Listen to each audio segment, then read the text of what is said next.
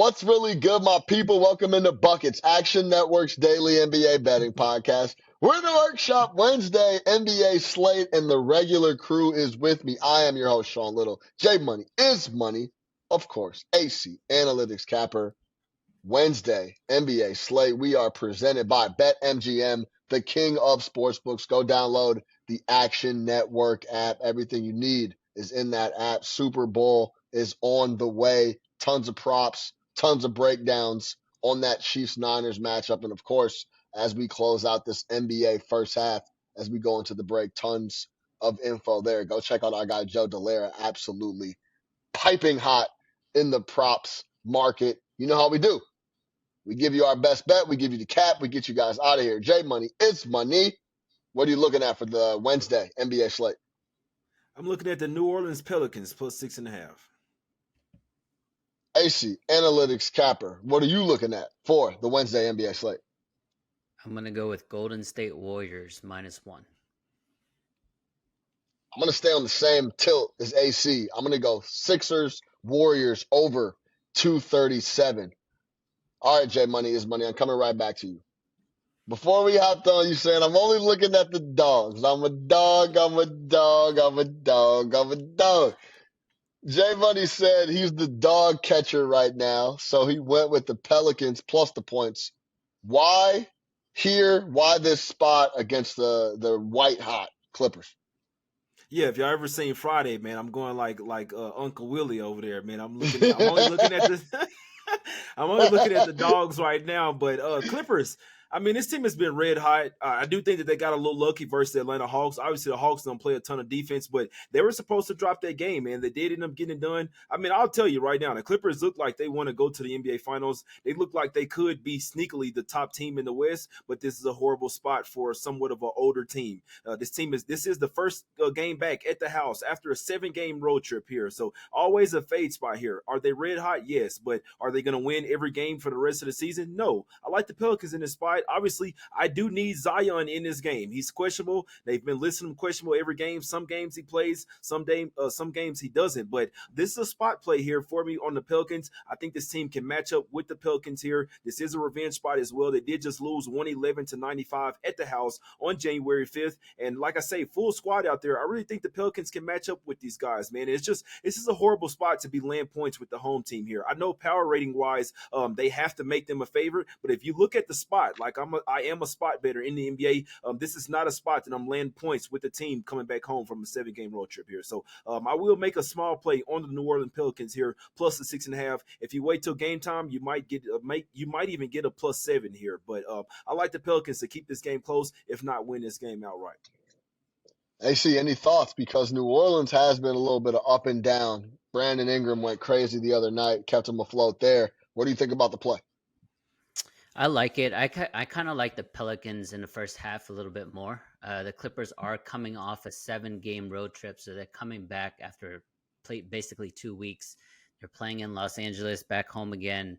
They're not comfortable. I mean, they went on the road and just, tore up. Now they have to go home, and that type of energy, that type of momentum might be stunted a little bit in the first half. So I agree with Jay. I think it is a Pelicans first half full gameplay, but I think I trust the first half a little bit more with caveats, right? Like you have to have a full squad going for New Orleans. If Zion isn't healthy or if Ingram's not out there, like that's going to be a little shaky. But I agree with Jay. I'm never gonna go against my guy. Yeah. I mean, I was actually looking at this play. This was my first one out. I was either going to go Pelicans with the points or the over that I am making official here in Sixers Warriors. The Clippers, every time I do think they're going to take a step back, like they haven't, and they've continued to show up. The Atlanta win, they should have lost. I was watching that game front to back. They closed really well. James Harden throwing shit off the glass for 4-point plays. Everything's going for the Clippers at the moment. I just feel like 6.5 against. I say this every time I mention New Orleans. They're a top 10 D, top 11 D via the numbers, depending on what game frame, last 15 all season, whatever you want to put on it. But I still believe they're better than that on defense when they do lock in. Now, obviously, of course, keep your eye on the injury report. But 6.5 coming off a long road trip versus a familiar Western Conference opponent in a game that's going to have a lot of juice for New Orleans, especially. I think 6.5 is too many points. I agree with Jay across the board. I do like this spot. All One right, last AC. thing, Sean.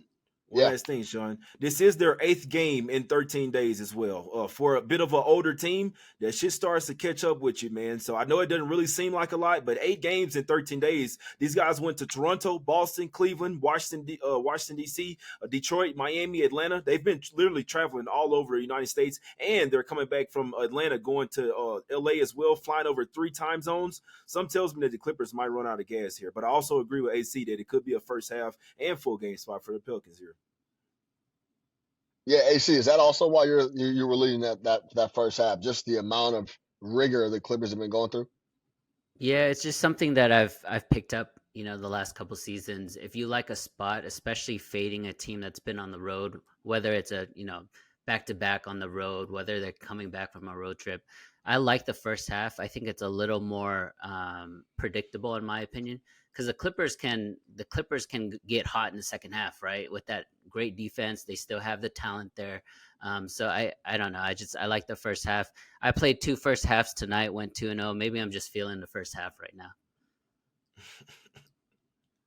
Hey man, when you feeling it, you feeling it. And the New Orleans Pelicans, the number 2 team in the NBA in the first half against the number Mm-hmm. behind the Boston Celtics at 32-17-1 ATS. That's the New Orleans Pelicans in the first half this year. They come out ready to play. Let's see if they can catch the Clippers sleeping after a long road trip. Maybe they still gotta, you know the deal, fellas. They gotta go pick up the dry cleaning. They gotta walk the dogs, as we've been saying. Go take care of business. Hopefully they can come out sleeping first half and full game. All right, AC, coming right back to you. Let's talk about the Warriors. Klay Thompson doesn't close the game. They have a conversation about it. Draymond Green is questionable right now as we record this on Tuesday night on the injury report. Keep an eye there. Why do you like the Warriors here minus the 1? Yeah, I mean, to be completely transparent with you, this is not a spot I usually take, right? Philadelphia without Joel Embiid, they're playing terribly. I think they've lost 6 out of the last 7. It's not a team you want to back, but those are the particular, potential spots that I like. But I just think that the Warriors have turned a corner, especially Jonathan Kuminga. I think Kuminga has been really, really good recently. It is not just scoring, but he's rebounding the ball. He's actually sharing the ball really well as well. And I think he's playing off of Steph really well. These are the type of games where if the Warriors want to be where they want to be, this is a team that they need to take care of. No Joel Embiid. Philadelphia is playing really bad. This is the first game of a back-to-back for Golden State. They have to play in Philly tonight, and then they play in Indiana, on Thursday night. So they need to take care of business early and often in this one. I just think the Warriors are the play here. They're a small favorite, which is, somewhat something I don't really like, but I think it's a spot. So I think they not only cover the 1.5, but I think if they win, this is going to be a blowout. Yeah, Jay, this number earlier when I was looking at the board before we hopped on, it opened at like 3.5 in some spots. Now it's down to 1. Talk to me about this matchup, the Warriors overall. Do you believe that Kuminga and the gang have turned a corner? And then, of course, I'm on the same spot just on the total, so we'll get into the Sixers without the big fella. Yeah, I would probably look a little bit more towards Kuminga. He's been balling. I believe he's had 25 or more points in the last like 5 or 6 games. So this is actually a game that I'd look towards some props, in my opinion. Nothing against AC, but I'm not looking at any favorites right now. Like there's not a single favorite that I'm betting right now. I'm only looking to, like, when I say that I'm the dog catcher right now, I'm going Craig's daddy. Like I'm only looking towards the dog. These are the dog days of the NBA. But obviously with this spread, I mean, it could go either way, right? I mean, this line might even close at a pick or something. So with a -1, it's not room for a dog to cover. Like they have to win the game outright. I do agree that the Warriors have somewhat turned the corner. They did. I had them in the last game versus the Nets, and they were struggling in the first half there. I think that the Nets are just trash. But being perfectly honest, I could see this game going either way. But to be on really on a whole other level, I'd love to see the Warriors win this game because this is the first game of back to back. And let's just say if they win this one, I'll be pretty heavy on the spot. We'll be on here tomorrow as well. So if the Warriors Yeah, do win, Jay. I always look ahead, man. I always look into the future, man. That's how you got to stay ahead of the books. So I'll be rooting for the Warriors to win this game. I'm rooting for AC. I'm not betting this game. The Warriors win this game. I'll be on the Pacers the next night for sure. Yeah, I'm already gonna be on the Pacers, win or lose, especially if they lose or win a close one. I think it's gonna be a really nice Pacers spot on Thursday night. The other thing I wanted to say before I get back to you, Sean, is the weakness that the Warriors have is they're undersized in the inside, right? They always get dominated by rebounding. They have to hit 23s to compete in a game, but their one weakness is kind of negated without Joel Embiid in the lineup. So I don't think the Sixers can really take advantage of that. They're running and gunning right now without Joel Embiid. Maxey, Harris, all these guys are running, which plays in the style. Stylistically, it plays into the Warriors' hands. So I like Golden State in this one. Again, it is the first game of a back-to-back. They need to take care of business, so I like the motivation spot here too. Well, AC, you don't like Tobias Harris running the running gun? You don't trust that? I don't, man. I'm sorry. Hey, That plays Tobias right Harris been into. balling. Tobias Yeah, he's Harris been been playing balling. pretty well. He's not a big. He's not a big though. He's not a big I guy. I got a personal thing against Tobias. I just feel like over the years he has been the missing piece of a lot of teams he's been on, and he just hasn't shown up and brought that game that I know he's capable of. Because you see when he does go crazy, it's like, yo, where is this guy all the time?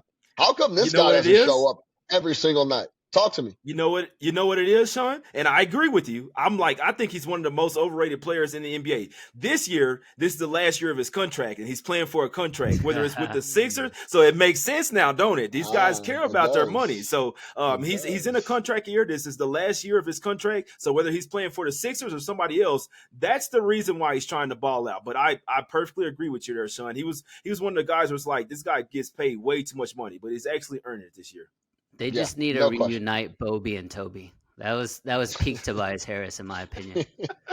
Yeah, that's a fact.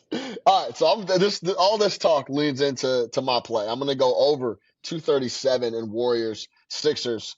I'll be flat out. The Sixers, I tweeted it yesterday, are in trouble without the big fella. I have seen it at some books as high as minus 155 for them to play in the play-in.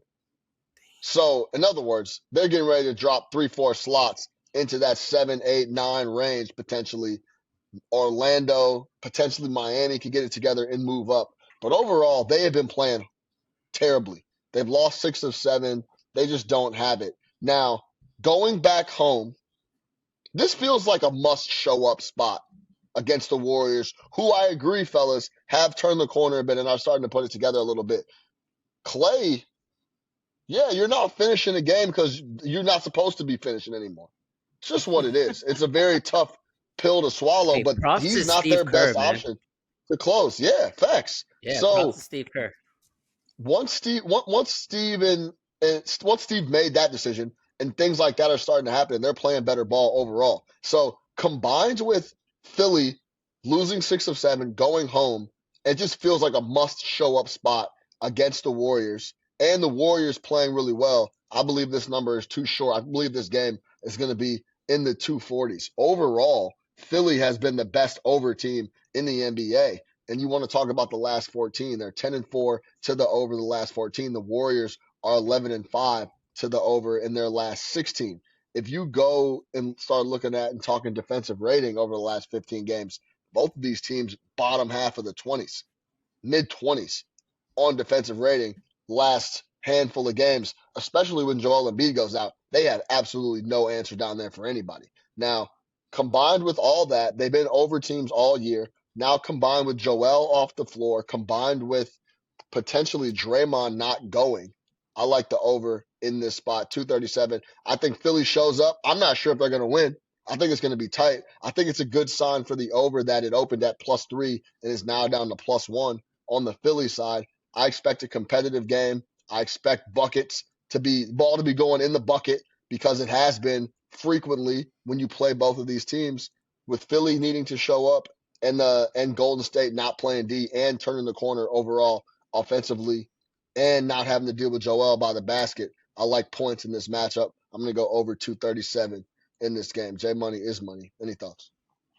Yeah, I can't talk you off. I mean, these are two over teams right now. The Sixers don't really, they're running and gunning. I would like to lean towards Tyrese Maxey points here. He's coming off a bad game where he only shot 6 for 16 and only had 15 points. But also on the other hand, teams are noticing. Let's blitz Maxey coming off the pick and roll, right? Let's double team him and make the rest of the team beat us. And that's the script right now to beat the Sixers. But I want to go back on some because like I'd like to say I lean to the Sixers. Now, first off, I hope this game goes in a double overtime. First off, I'll tell you that. Like I would love that. But the Sixers are just down in the dumps right now, man. And I talked about this earlier on Green Dot Daily. I'm really worried about the mindset of the players on the Philadelphia 76ers. That's one thing that I really tried to get into. Once I started getting into the mindset of these players, that's when I really started to make a lot of money in the NBA. You may not get Embiid back for the regular season, and if you don't get him back for the regular season, I mean, you could really mess around and not even make the playoffs. You see what I'm saying? So I know that he's going to be out for 4 weeks or be reevaluated in 4 weeks. That doesn't mean he's going to be back. He still has to ramp up. They're just checking in on him after 4 weeks. You see what I'm saying? And the way that this guy takes falls, I'm worried about the Sixers that they might start looking towards next year, in my opinion, here. So this is a revenge spot for the Sixers, but with the Warriors sitting in a 12th seed right now in a must-win type of game, I could only look towards the Warriors. And Sean, did you say something about Draymond? Is he questionable or something here or what? Draymond is questionable on the report as we record this right now. Right knee contusion. Oh, okay. Okay. Yeah. If he's out, that's definitely going to hurt their defense. But yeah, I see a run and gun type of game here regardless. Sixers don't really have a ton of paint protection here. Paul Reed's only playing like 20-some minutes. After that, you got Mo Bamba. I mean, this game should fly over. I like the look there, Sean. AC, Maxey, J Money just mentioned it. Maxey's point prop is 28.5. So that's hefty. I like that in terms of bouncing back from a bad game. That leans into the over. And also, I looked at all the numbers on the Sixers because I lean the same way as Jay just laid out. I would not be shocked if all of a sudden this turns into 4 weeks, 8 weeks, and then we see Joel at the crib packing it up. Right now, you can get the Sixers plus 850 to miss the playoffs. So they get in there and they go to the play-in and they start banging around with a couple of hungrier teams. I can see it happening. AC, any thoughts on this matchup, the Sixers overall, and the total? Yeah, when you hear that players' injury reports are to be reevaluated in 4 weeks, it doesn't even necessarily just mean the actual player. Let's say the next 4 weeks, the Sixers go like 3-15. There's no point to bring Joel Embiid back at that point, right? So they also have to reevaluate where the team is in 4 weeks as well. So that's another thing to look at. As far as your over, Sean, I like it because you mentioned it. Both teams are on overruns, and both teams are coming off games where the under hit, right? So Sixers Dallas was under. The Warriors' previous game was under, so this is a bounce back spot for the over. I just hope Warriors drop like 150 so we both cash. Yeah, no questions.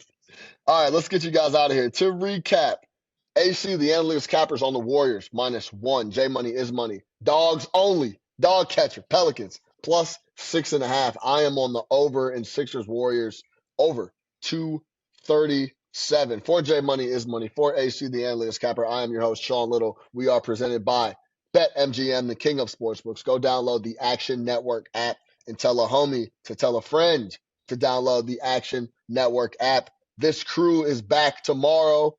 Don't forget it. Get buckets, baby. We'll talk to y'all later.